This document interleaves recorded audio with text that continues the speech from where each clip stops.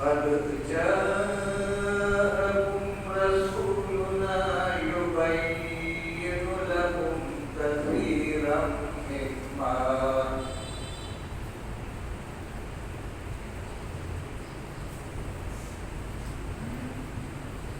مما كنتم تخفون من الكتاب ويعفو عن كثير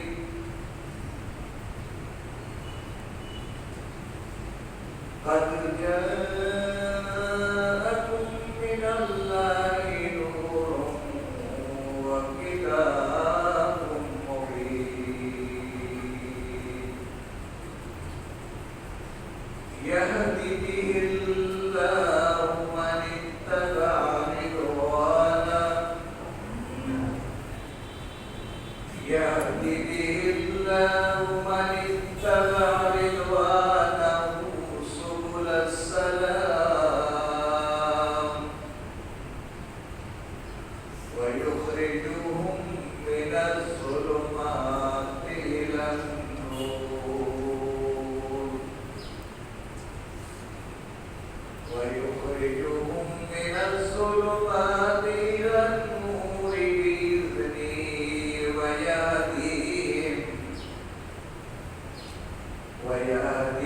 ويهديهم إلى صراط مستقيم صدق الله مولانا العظيم رب اشرح لي صدري ويسر لي أمري واحلل عقدة من لساني يفقهوا قولي السلام علیکم ورحمۃ اللہ وبرکاتہ۔ سب سے پہلے اپنے رب کا شکر کہ اس نے مجھے اور آپ کو ایمان کی نعمت سے مالا مال کیا ہے، اور اس کے بعد اللہ تبارک و تعالیٰ نے مجھے اور آپ کو صحت عطا کی ہے۔ صحت اور ایمان اللہ کی عظیم الشان نعمتیں ہیں۔ اس صحت اور ایمان کی وجہ سے آج ہمیں اللہ تبارک و تعالیٰ نے باجماعت نماز ادا کرنے کی توفیق عطا فرمائی، اور پھر ہم نے روزہ رکھا ہے۔ ہم سب روزے سے، اور یہ روزہ ہم اس لیے رکھ رہے ہیں کہ قرآن مجید کا یہ حکم ہے۔ اگر قرآن مجید کا یہ حکم نہ ہوتا تو میں اور آپ روزہ نہ رکھتے۔ قرآن میں حکم ہے اس لیے ہم روزہ رکھ رہے ہیں۔ قرآن میں نماز کا حکم تھا تو ہم نے نماز پڑھی۔ اگر اللہ کا حکم نہ ہوتا تو ہم نہیں کر سکتے۔ یعنی گویا کہ ہم اللہ کے کلام کے مطابق اپنی زندگی اور معاملات کو چلانا چاہتے ہیں، لیکن اس قرآن مجید کے اندر ایک بہت بڑا پیغام اور بھی ہے جو ہماری نظروں سے اس لیے اوجھل ہے کہ ہم نے قرآن مجید کا مطالعہ نہیں کیا ہے۔ آج میں اپنے آپ کو بڑا خوش قسمت سمجھ رہا ہوں کہ امام صاحب کی موجودگی میں، مسجد کے محترم سکندر صاحب کی موجودگی میں، اور آپ اہل علم کی موجودگی میں سورۃ مائدہ کی 2 آیات آپ کے سامنے بیان کرنے کی کوشش کروں گا، سعادت حاصل کروں گا، اپنا مطالعہ شیئر کرنے کی کوشش کروں گا۔ آپ کا جتنا بڑا مطالعہ ہوگا اتنی آپ کی میرے ساتھ مدد ہوگی، اور اگر آپ مطالعہ نہیں کرتے تو جس طرح رات کو ہم قرآن سنتے ہیں اس طرح بھی سن کر کے چلے جائیں گے۔ اس لیے رات کا سنا ہوا سبق مجھے یاد نہیں ہے، لیکن یہ سبق آپ نے یاد رکھنا ہے، کیونکہ آپ اس وقت اپنی آنکھوں کا بھی استعمال کر رہے ہیں۔ روزے کا حق ادا ہو جائے گا آنکھوں کا، پھر آپ کان کو استعمال کر رہے ہیں، پھر اللہ کی دی ہوئی نعمت عقل و شعور کو استعمال کر رہے ہیں۔ یعنی گویا کہ آپ کے ہر آرگن جو ہے وہ یہاں پر قرآن کی سمجھ کے لیے، غور و فکر کرنے کے لیے، ایک دوسرے کی اصلاح کرنے کے لیے یہ استعمال کر رہے ہیں۔ دعا کریں کہ اللہ تبارک و تعالی ہمارے اس وقت کو بہت قیمتی بنا دے، اور ان 2 آیات کو سمجھنے کے بعد اپنے گھر کے افراد کو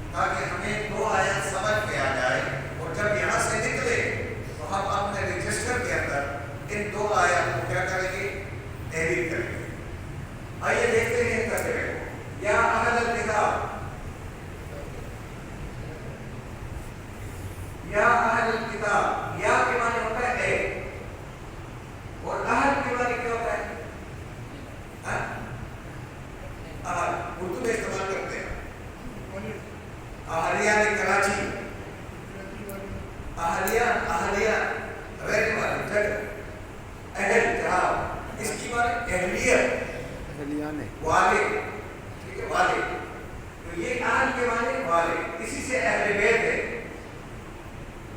اور کتاب کے معنی کتاب والے، اے اہل کتاب، اس کو ہم کہتے ہیں اہل کتاب۔ اب اہل کتاب کون ہے؟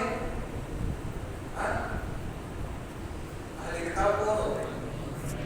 جن کے پاس پیغمبر کتاب لے کر آتا ہے، تو دنیا کے اندر جتنے بھی پیغمبر آئے ہیں ان کے پاس اللہ تبارک و تعالیٰ کا کلام تھا اور لوگوں کے سامنے بیان کیا۔ تو آگے جب آتا ہے یقیناً، جا اور آ جا، اردو میں کہتے ہیں آ جا، یعنی آ گیا، وہ تمہارے پاس رسولنا، ہمارا رسول، جو کیا کرتا ہے، یبینو، کھول کھول کر بیان کرتا ہے۔ دوسرا ترجمہ ہے یبینو، کھول کھول کر بیان کرے گا، لکم، تمہارے لیے، تمہاری خاطر، کثیرہ، زیادہ،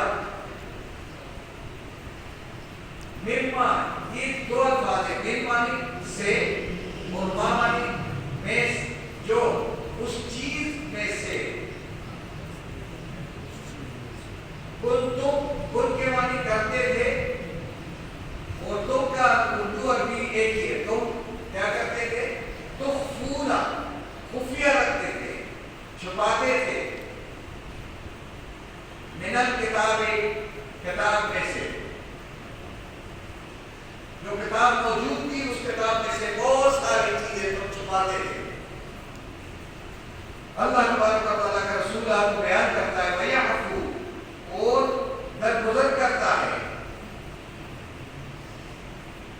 عن کثیر، بہت سی باتوں کو،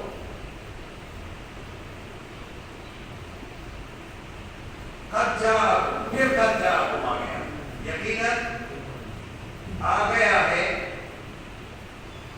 وہ تمہارے پاس، من اللہ، اللہ کی طرف سے، نور، ایک روشنی، روشن کلام، نور کہتے ہیں روشن، لائٹ، وہ کتاب، اور کتاب، مبین، واضح، مقصد کس لیے، یہدی، رہنمائی کرتا ہے کلام، رہنمائی کرے، بھی، اس کے ذریعے، اللہ تبارک و تعالی، من، ہر اس شخص کو، اتبع، جو پیروی کرے اس کتاب کی، رضوانہ، اس کی رضا حاصل کرنے کے لیے،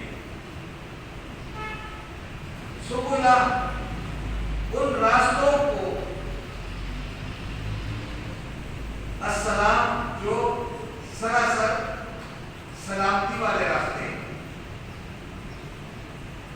وَيُخْرِجُهُ، اور نکالتا ہے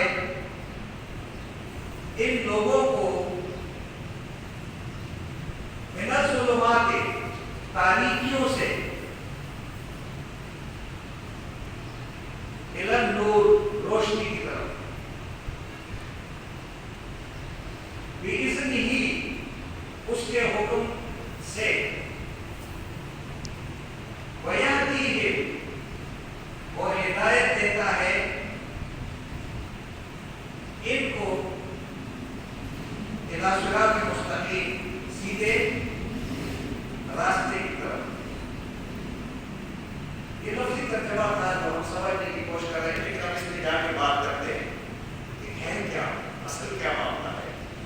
اب اللہ تبارک و تعالیٰ فرماتے ہیں، یا اہل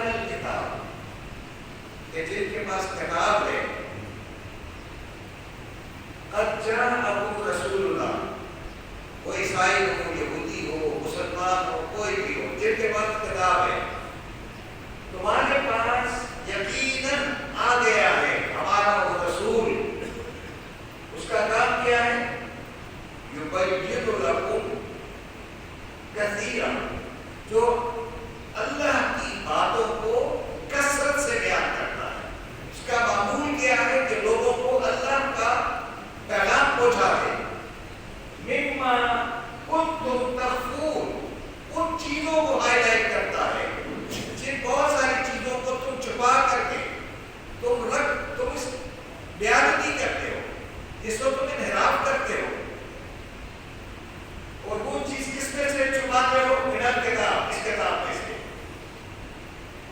وَيَعْفُو عَنْ كَثِيرٍ، وہ پیغمبر کیا کرتے ہیں؟ بہت ساری چیزوں کو درگزر کرتا ہے تمہاری باتوں کو، تو بہت ساری باتیں اور بھی غلط کرتے ہو، قرآن کے خلاف جاتے ہو، اللہ کے دین کے خلاف جاتے ہو، وہ درگزر کرتا ہے تم سے۔ پھر اللہ فرماتے ہیں یہاں قد جاءکم رسولنا، اب یہاں دیکھیں قد جاءکم من اللہ نور، اللہ یقیناً تمہارے پاس اللہ کی طرف سے وہ روشن کلام آ گیا ہے، نور ہے، نور۔ اس نور کو ہم نے کہاں رکھا ہے؟ تاکوں میں رکھا ہے۔ اس نور سے روشنی کون حاصل کرتے ہیں یہ بتائیں؟ ہم نے اپنے آپ کو بھی چھپایا ہے، لوگوں کو بھی چھپایا ہے، جبکہ یہ روشنی دینے والا کلام تھا۔ آج ایک امت مسلمہ کے ہاتھوں میں نہیں ہے۔ ایک امت مسلمہ اس کے ساتھ کیا کرے گی؟ سنتے ہیں اور سوچتے نہیں ہیں، ورنہ روشنی آ جائے، اب سورج آ گیا تو تاریکی ختم ہو جاتی ہے۔ یہ تو روشن کلام تھا جس کو ہم نے چھپایا ہوا ہے۔ آگے ہم فرماتے ہیں کتاب مبین، اور یہ کیا ہے؟ کتاب ایسی ہے جو وضاحت کے ساتھ ہے۔ تو کیا ہے؟ کتاب ایسی ہے جو وضاحت کے ساتھ ہے، مبین ہے۔ اور جتنے بھی انبیاء کرام آئے ہیں، جن کو یہ کتاب دی گئی ہے، انہوں نے یہ کہا وما علینا الا البلاغ المبین، کہ ہمارے ذمہ اور کام ہی نہیں ہے سوائے اس کے کہ لوگوں کو صاف صاف اللہ کا پیغام۔ تو ہم اس نبی کے امتی ہیں یا نہیں ہیں جس نے صاف صاف پیغام ہم تک پہنچایا ہے؟ تو آپ ایک امتی کی حیثیت سے، میں بھی امتی کی حیثیت سے، کیا ہم یہ پیغام صاف صاف لوگوں تک پہنچاتے ہیں؟ ہم اس دعوت کو لوگوں تک پہنچاتے ہیں؟ یہ سوچنا ہے۔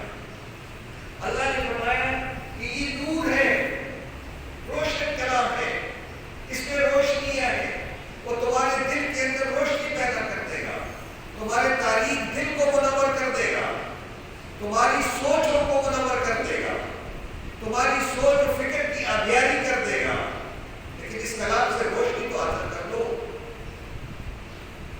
میرے بھائیوں، اگر غور کریں اس وقت امت مسلمہ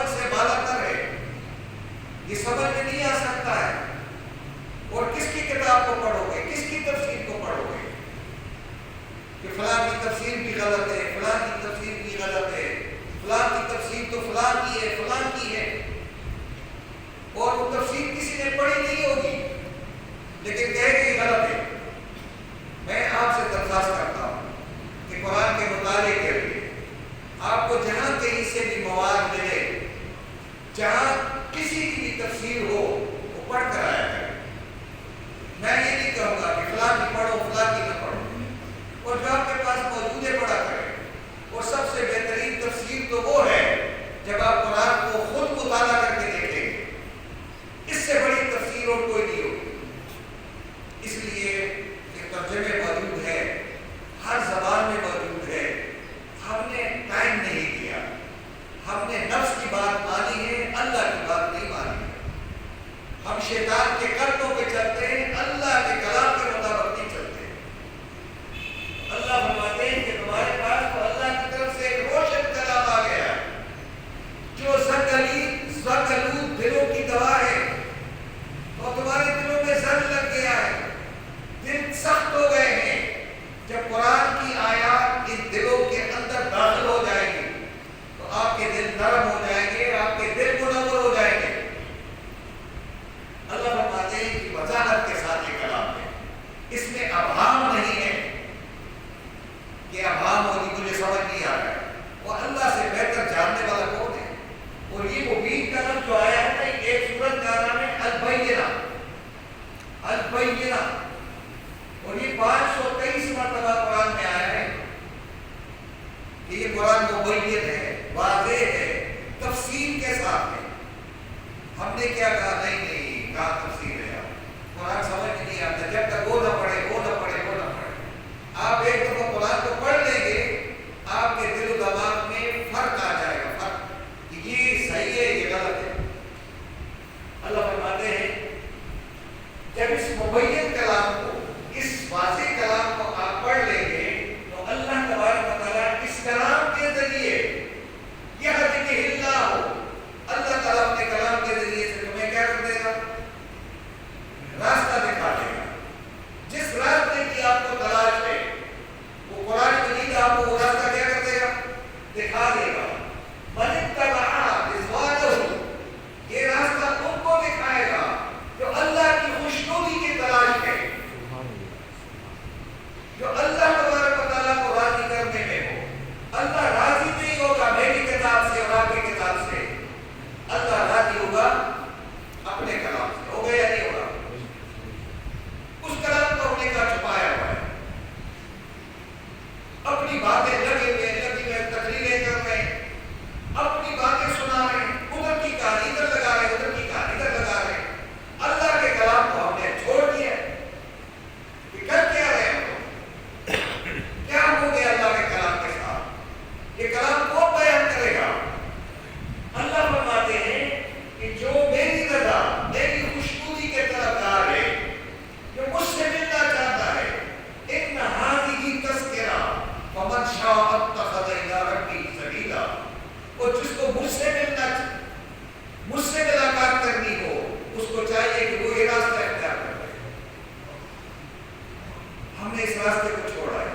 میرا اور آپ کا روزہ ہے، اب رات کو قرآن سنیں گے، ایک آیت سمجھ میں نہیں آئی، ایک آیت کی سمجھ میں نہیں آئی، اور خود کہیں گے قرآن سن رہے ہیں. کیا سنا ہے؟ آپ میری بات سن رہے ہیں، آپ کو بات سمجھ آ رہی ہے. آپ جب گھر جائیں گے تو کچھ باتیں بھول جائیں گے، لیکن بہت ساری باتیں آپ کو کیا ہوگی؟ یاد رہیں گی.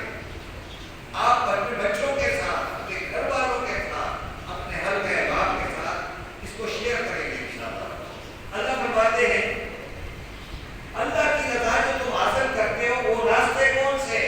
سبل السلام،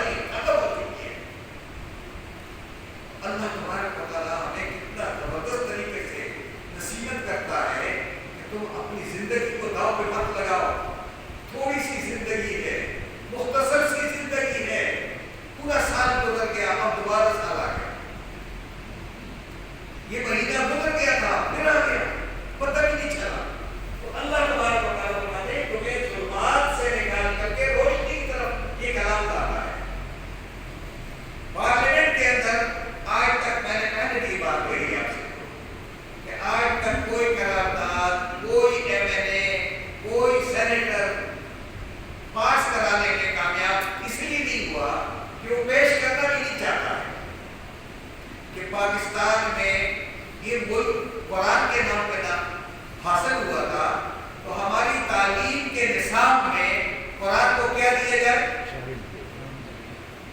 قرآن کو نصاب میں شامل نہیں کیا جا رہا ہے۔